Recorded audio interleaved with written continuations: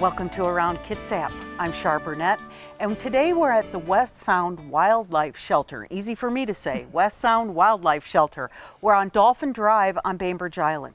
So you would know West Sound Wildlife Shelter if you have seen articles in the paper, if you've seen things on news programs about injured wildlife. This is where they come.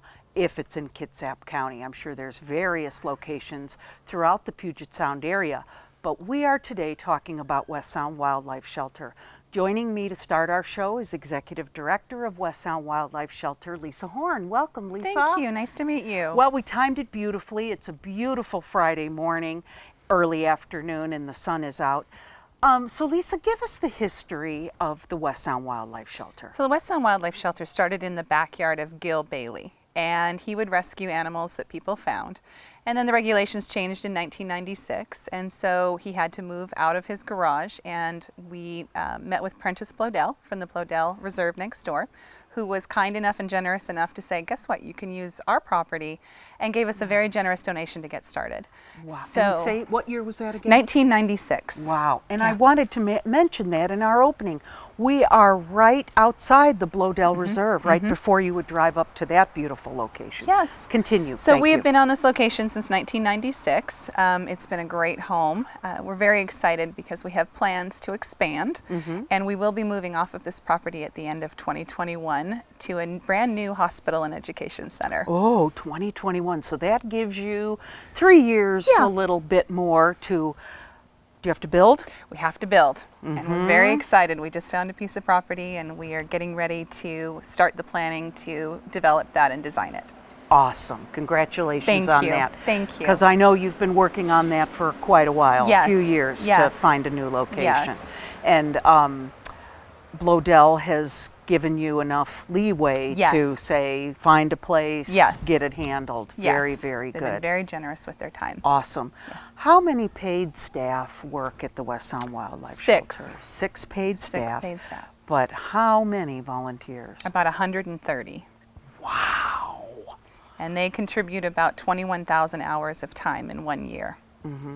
And they probably do everything. Give us the array of what volunteers help Everything from laundry and cleaning floors to feeding tiny little babies to feeding bald eagles to cleaning the waterfowl enclosure, which is behind us, after ducks make messes, and just generally everything. We also have volunteers that strictly work on our special events.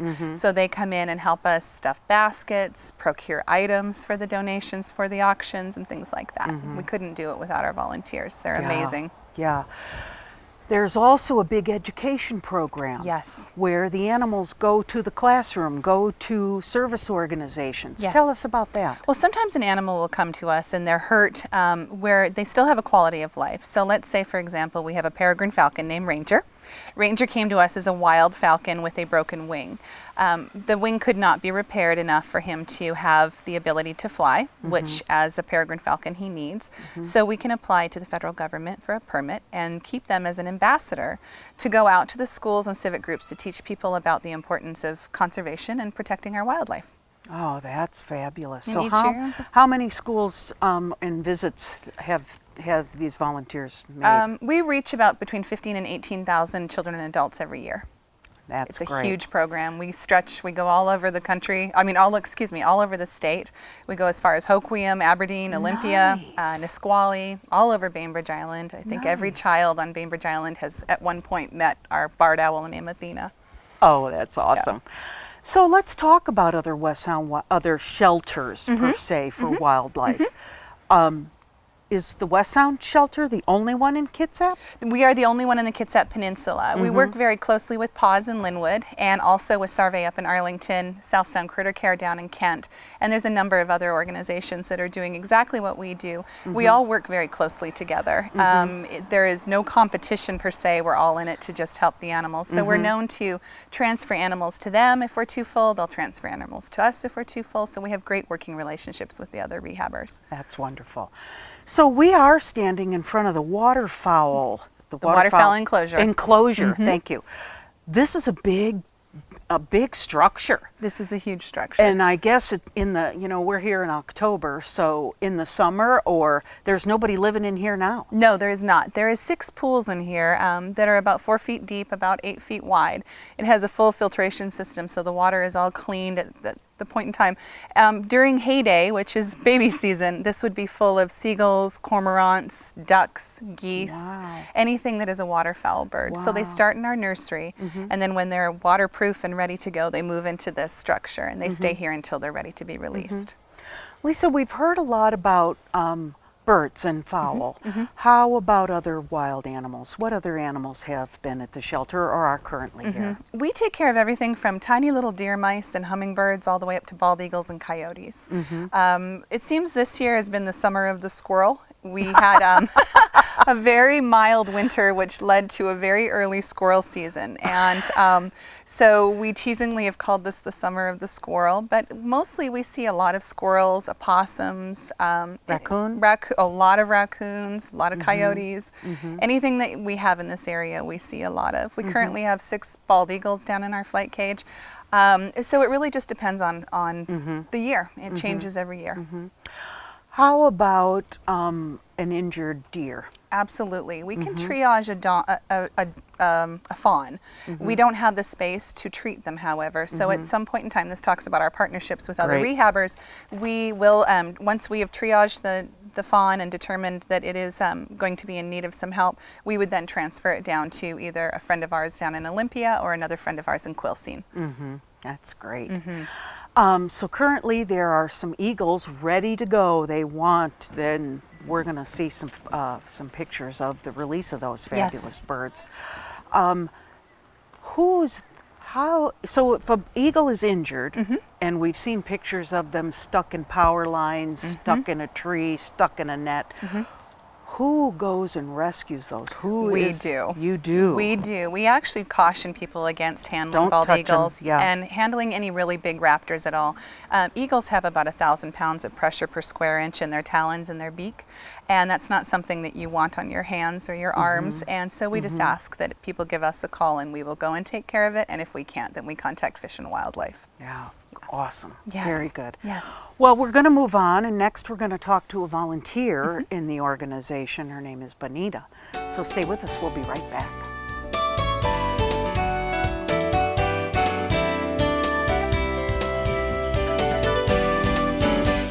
Welcome back to Around Kitsap. Joining me now is Bonita Saunders. Bonita is a volunteer here at West Sound Wildlife Shelter. Welcome, Bonita. Thank you. Tell us how you got involved here. I was involved, or I got involved. It was kind of a happening that I was on my way home, and there was a coyote pup that was hit by a car, and it threw me. I went home. I called West Sound Wildlife, and they said, "We have the pup," and the doctor just walked in. I got back in my car. I drove to West Sound Wildlife. And I made a donation, and I said, "Do you ever take volunteers?"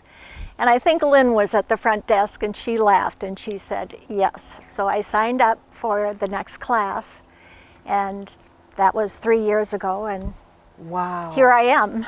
Tell us about the class, Bonita. What is involved? Is it a half a day? Is it all day? Weeks on end? I believe it was about 3 or 4 hours, and they teach you about animals, the difference between birds, what we will be doing here. You'll be sweeping floors, you will be helping feed babies. If things make you sick, Right. you see everything here. Right. And you learn, in 3 years, I learned something every day. So, Fabulous. Yeah. So you mentioned 3 years you've been involved here. Is Right, that correct? yes. And it all started with a hurt coyote pup on the side on the road. They let me be with the release of the pup, and it was magical. I just wept. Wow. What is the most rewarding thing for you when you come here? What's the reward you feel? I just feel it's a gift. Sometimes I get in my car and I cry going home. I I feel like I've done something and given something back. It's just, and the people here are amazing. The animals are amazing. It's my church, and these are my people, for sure. That's fabulous. I love it. That's fabulous. What's the most interesting animal? Can you think of one that's been here that just Well, kind I'm kind of known as the possum mom. The And possum they mom. say no kissing and no rocking, and so as soon as they turn around, I might have to do a little rocking. And but I love them all. But for some reason, the possums that we've had, our ambassador possums, have just They've got you. yes, they've got me. they got And you. we've had over 100 baby possums that we tube feed. They're so small when we get them in. They're in the incubator. We tube feed them. I mean, they're amazing creatures. Yes, they really are. They all are, you Yeah. know. I just can't say enough. Wow. Once again, the West Sound Wildlife Shelter is on Dolphin Drive on Bainbridge Island. And if people see this and they go, wow, I want to be like Bonita, I love animals, I want to help. How do they get involved, Bonita? What's the best They thing? can go to our wildlife shelter website and sign up, and we will put them in the next class, and away you go, and you will never be the same again after you hold a baby in your hands. Are you teaching now these volunteer classes? Are you one of the teachers? No, Are you I'm a not. leader? I'm a little shy. Actually, I know it's hard to don't believe believe it. Bonita, thank you. You're welcome. It Thanks was for a your pleasure. work And with these animals, and thank you for your passion. Thank you. Because it's important and it's obvious. You are all about the West Sound Wildlife Shelter. We're going to hear some more. Stay with us. We'll be right back.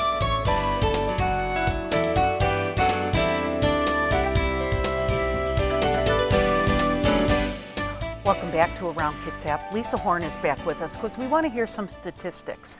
Lisa, how many animals has the shelter seen in 2016? A little over 1,500, 1,533 to be exact. Wow, and the year's not over yet. No. This is still October, so you just 1,500 animals. Wow. How does that compare to 2015? Last year we ended the year at 1,569. Last year by this time we were a little bit over 1,470. So Wow. a significant increase, but we see that every single year. As the winter comes on and darkness and you never know. Exactly. What's the most unique animal that's been at West Sound Wildlife? We had a great story this last year. Actually, it was this year. We had an albatross come to us.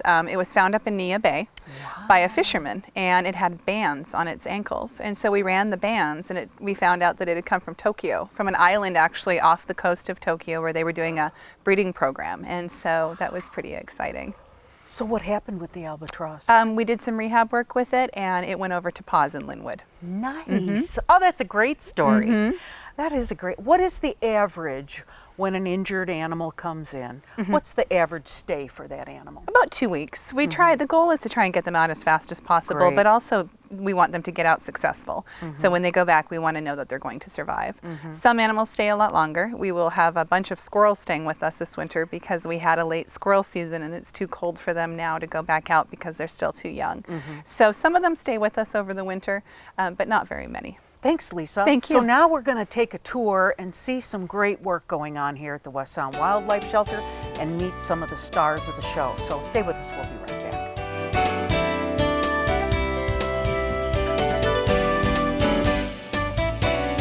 I'd like to introduce to you Kathleen White. Kathleen White is our educational coordinator here at the West Sound Wildlife Shelter. And with that, I would like to introduce Kathleen and Cedar. Right. Cedar is one of our education ambassadors. We have a number of them here that we take into school and other community and public programs all around the area, not just Kitsap County, but we also go into King County and actually we're out of Hoquiam. Which county is that? Cedar came to us as a patient, and she was an adult red-tailed hawk. This was 2 years ago, and actually it was late 2013. So by the time that we were able to get her back flying, she had a slight fractured wing. We realized that she was not prey testing correctly. So with further examination, it occurred to us that she's actually blind in one eye. And at that point, we were able to train Cedar to be calm enough to be an education ambassador.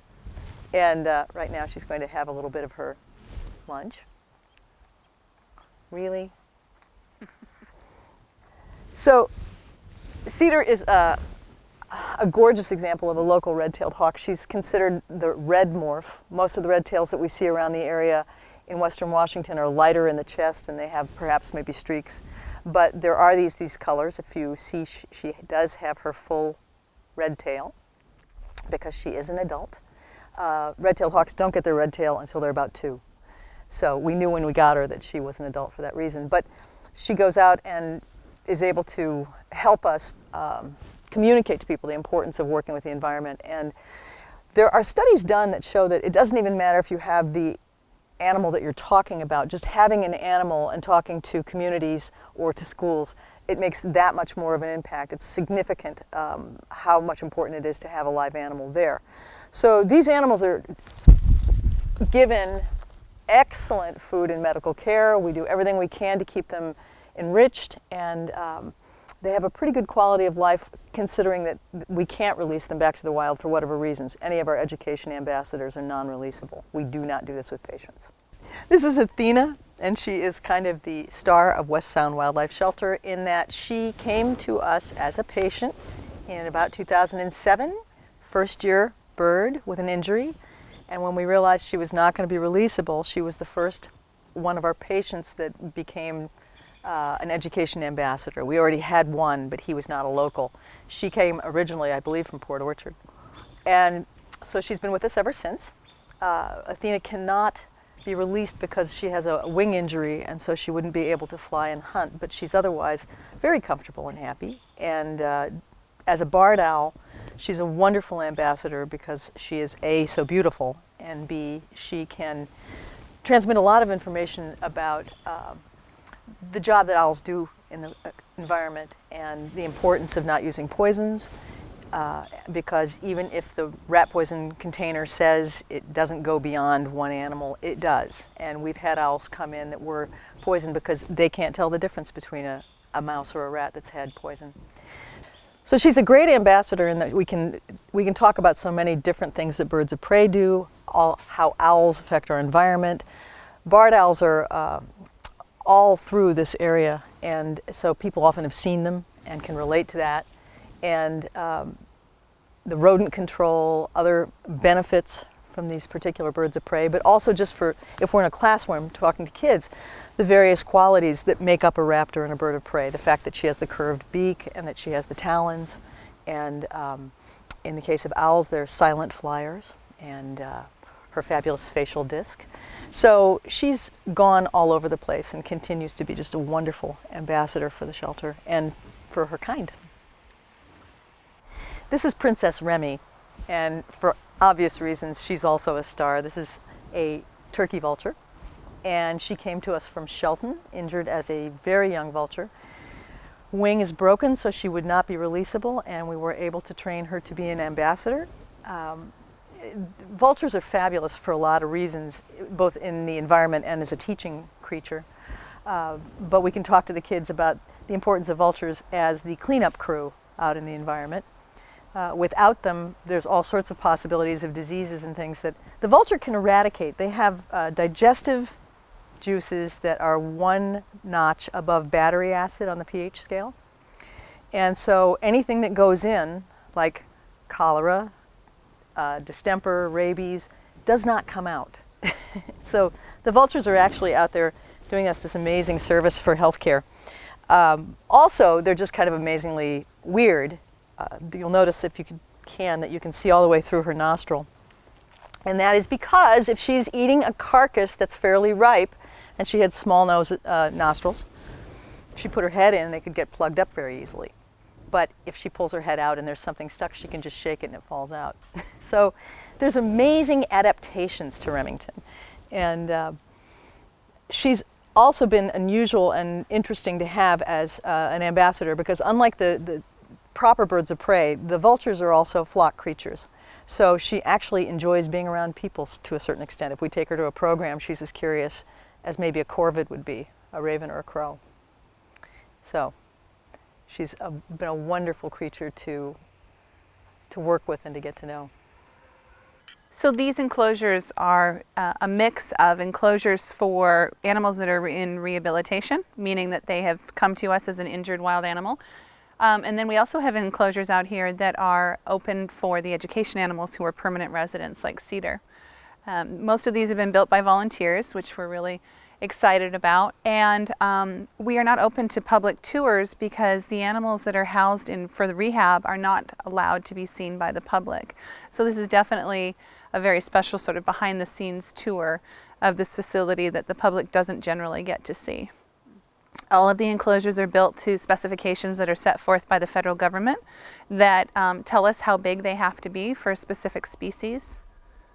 And the animals just love them, and it's a nice setting for them in the trees.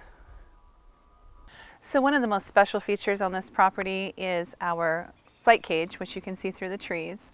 The flight cage is built with 6 different enclosures in it, and the reason why it's so unusual is it has doors in it that can be opened and closed to change the configuration of the enclosures according to whatever the needs are of the patient. So for example, if you have a hawk in there or an osprey in there, the way they hunt is by going in circles. And so we want to make sure that we can see them banking so that we know that when they go out to the wild that they're able to make the corners and the turns in order to get the prey that they are after. And so we're able to open and close those doors so that we can watch and see that they're able to do that.